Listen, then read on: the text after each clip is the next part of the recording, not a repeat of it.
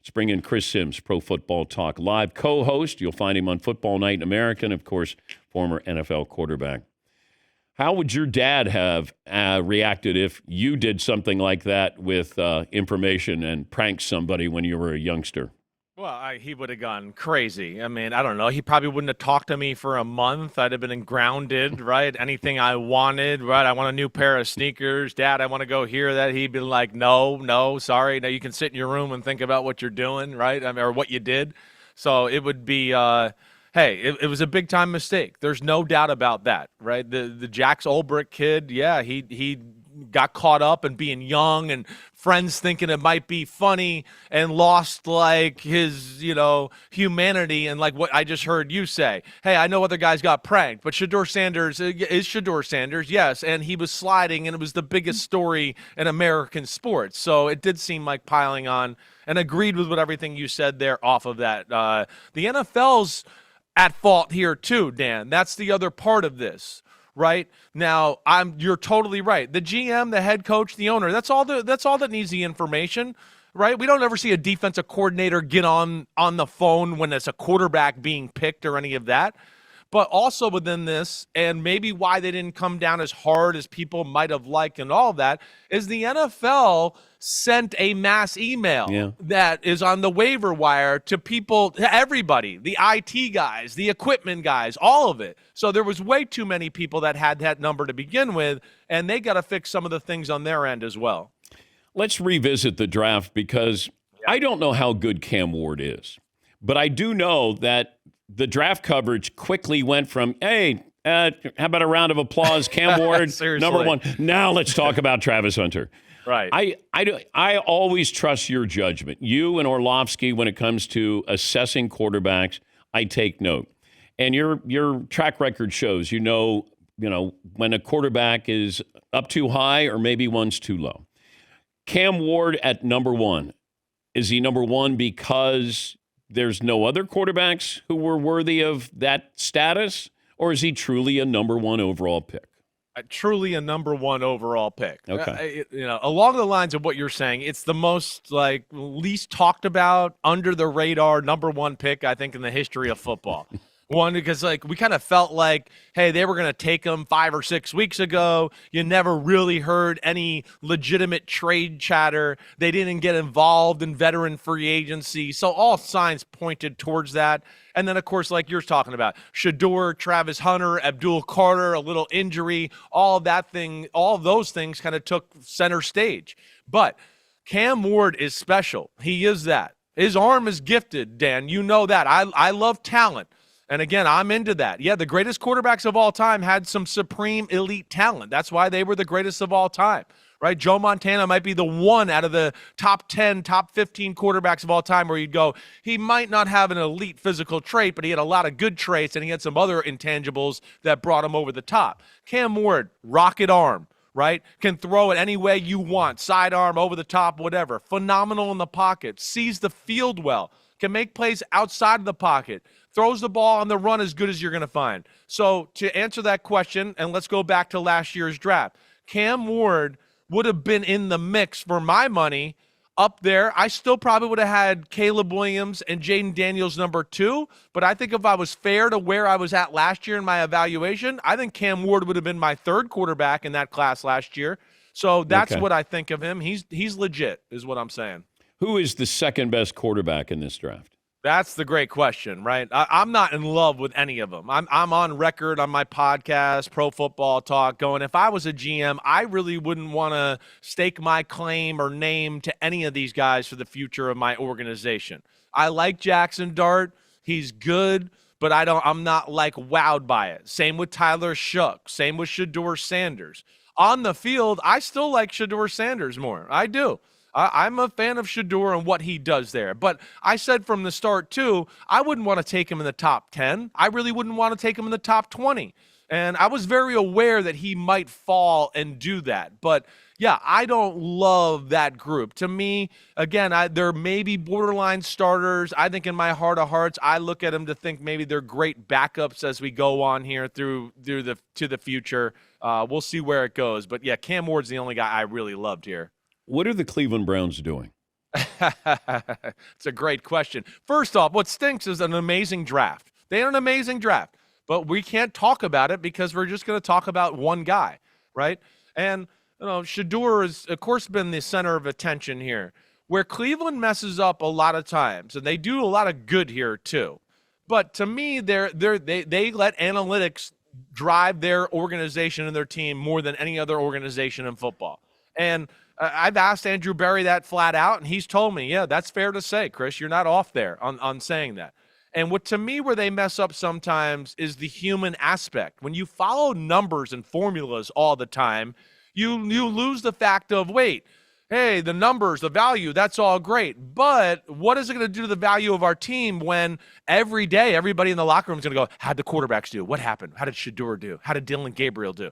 Hey, and then it's Mary Kay Cabot and every person in the Cleveland media. Hey, well, the quarterback. Hey, Myles Garrett. The hell with the rest of the team. How'd the quarterbacks thing go today?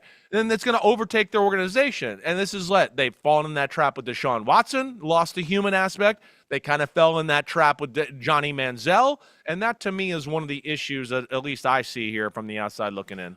You're not winning now. I wouldn't have re-signed Myles Garrett. I think they truly tried to see if they could trade him.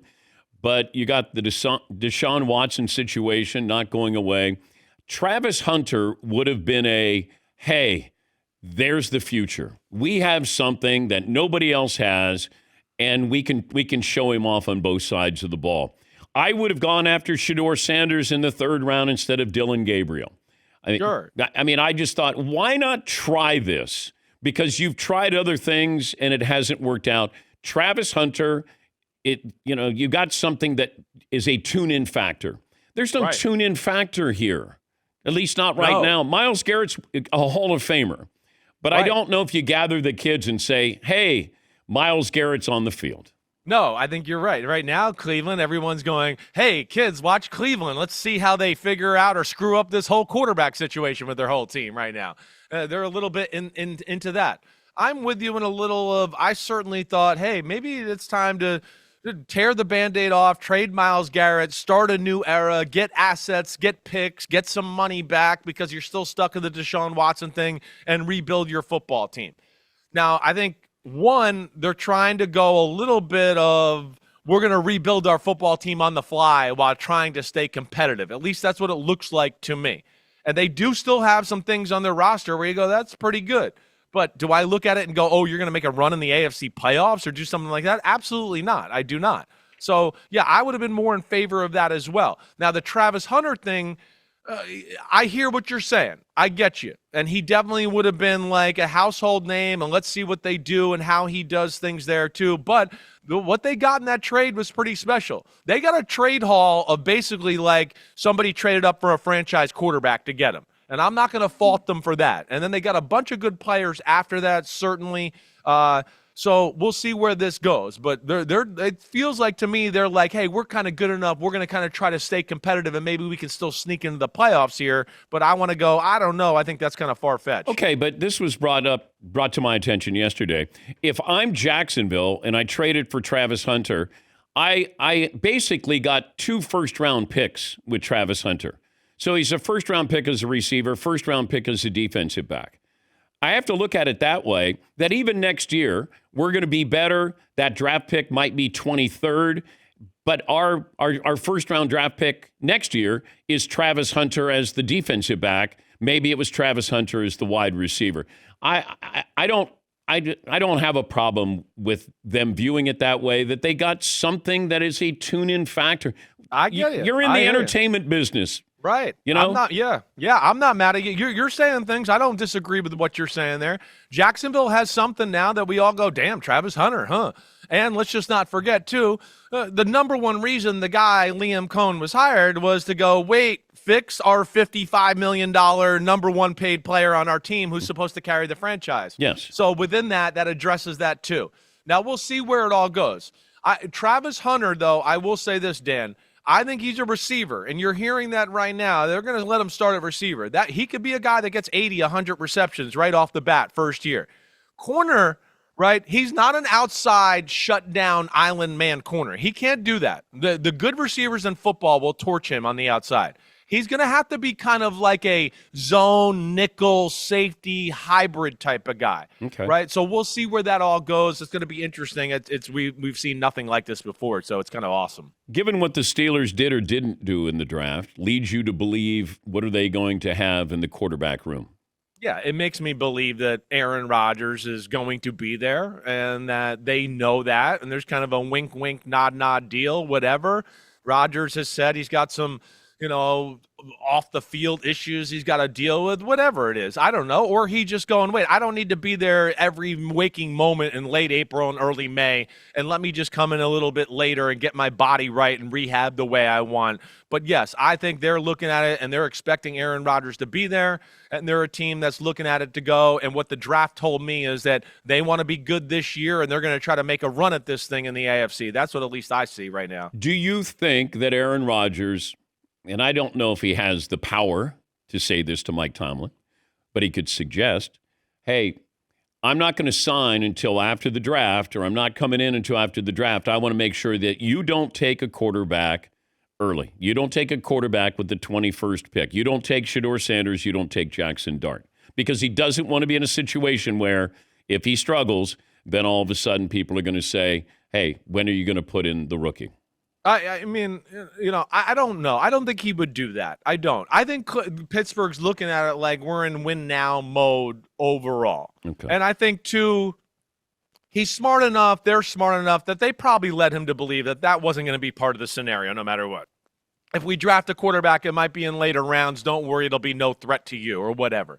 So I think they've done whatever they've had to do. And then, yes, with the draft itself, the D tackle, the running back, the DN from Ohio State. And, of course, we know they're a damn good team anyways. And now they got DK Metcalf, and we'll see where all that goes. I think they're being very honest and have probably led them in the right place here. And that's why it'll happen here any day or any month here soon.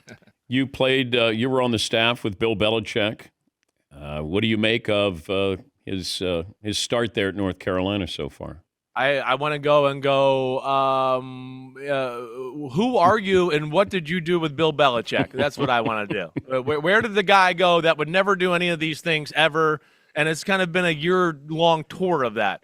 I don't talk to the media. I'm on to Cincinnati, but now I'm out of the game, and I'm going to be on every media show in the world and do things that I used to not like to do when people did to me, and I'm going to dissect and question the coach that took over for me in New England. So I didn't love any of that necessarily, right? And yes, it's a little awkward. I mean, I don't know. I mean, yeah, just the whole situation with his girlfriend, how it's being handled there. I just feel like, gosh, if anybody around Bill Belichick, 10 years ago, and this was going on somewhere else, people would be like, man, Bill or the New England staff's like, what the hell is this team doing with this and the girlfriend running interviews and all that? So it's all a little awkward to me right now down there in North Carolina. Well, Ross Tucker, who played in New England for, I think, 2 years, said that Bill controlled everything. What's in the monitors in the hallway or the lunch, Definitely. like everything. Right. All of his media responses, it was all controlled. That's what this is like a body switch movie, like Freaky Friday or something. Like maybe right. Zac Efron is being Bill Belichick and posing at the beach with his girlfriend. Yeah, something like that. Men in Black, some alien got inside there. I don't know what's going on, but it is. It seems awkward. I know he's the greatest coach of all time. I got that. He's awesome. And I don't doubt that they won't have some success and he'll make North Carolina a little bit better. But is he in it for the long haul? I certainly think that's a fair question. And then, yes, the approach itself and some of the things he's done, I just go, I've never seen Belichick act like this, talk like this, anything like this, and it's just a little different right now. But also, if his goal was to get back in the NFL, I think this hurts. Definitely, right? Dan. If I'm an owner, I'm going, what is going on? That's already what everybody is saying in the NFL. I mean, there's a reason also you look at it and you go, a lot of his old staff and stuff kind of said, I don't think I'm going down there with you. I'll go somewhere else. See you later. Right? So I think that says a lot to it itself. And I agree 100%. I don't think he's doing himself any favors at all to get back in the NFL and win over a GM or an owner that way. Good to talk to you, Chris, as always. Thanks for joining us. Thanks, buddy. Say hi to all those knuckleheads you got over there with you. Wow. Chris says hi, knuckleheads. Hi, Chris. Hi, Chris. Hey, man.